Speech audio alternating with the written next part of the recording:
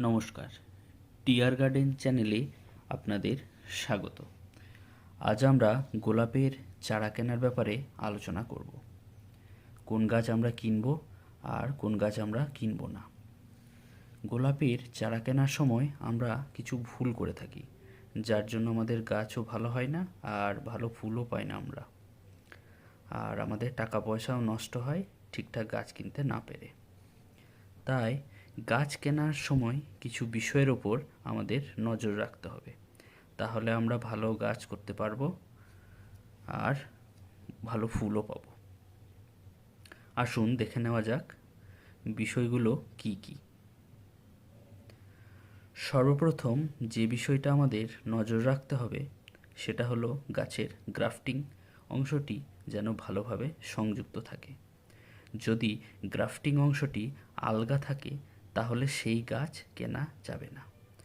ওই গাছ নিলে গাছের গ্রোথও ঠিক হবে না আর ভালো ফুলও পাওয়া যাবে না। দেখে নিতে হবে গ্রাফটিং অংশটি যেন মাটি থেকে খুব বেশি উঁচুতে না থাকে।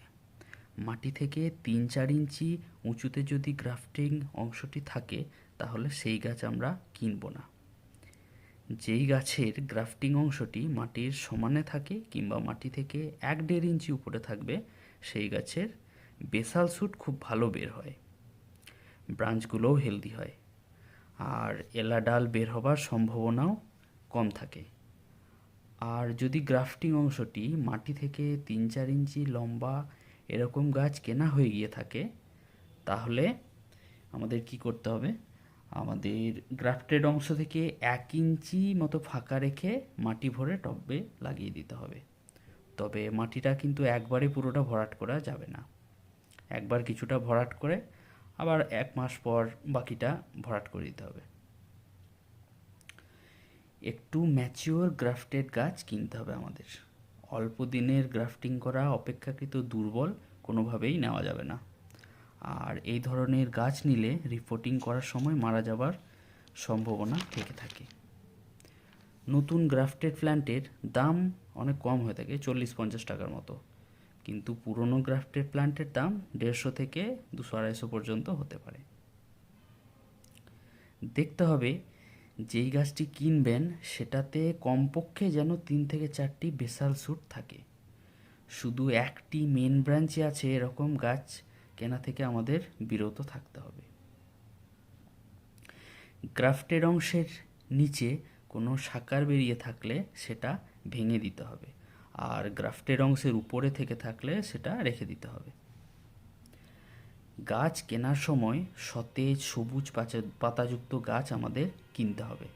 যদি পাতায় ফাঙ্গাস লেগে থাকে তাহলে সেই পাতায় কালো বা বাদামি স্পট থাকবে, পাতাও একটু হলদেটে হয়ে থাকবে, এরকম পাতাযুক্ত গাছ নেওয়া যাবে না।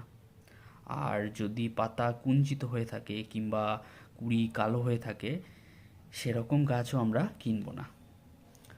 আর একটা জিনিসও খেয়াল রাখতে হবে, যদি গাছের কোনো ব্রাঞ্চ উপর থেকে নিচে পর্যন্ত কালো হয়ে শুকিয়ে গিয়ে থাকে, অর্থাৎ গাছটিতে ডাইব্যাকের সমস্যা থাকে, তাহলে সেই গাছও আমরা কিনব না। এই সমস্ত বিষয়গুলো যদি আমরা মাথায় রাখি চারা কেনার সময়, তাহলে আমরা ভালো গাছ করতে পারবো। ধন্যবাদ।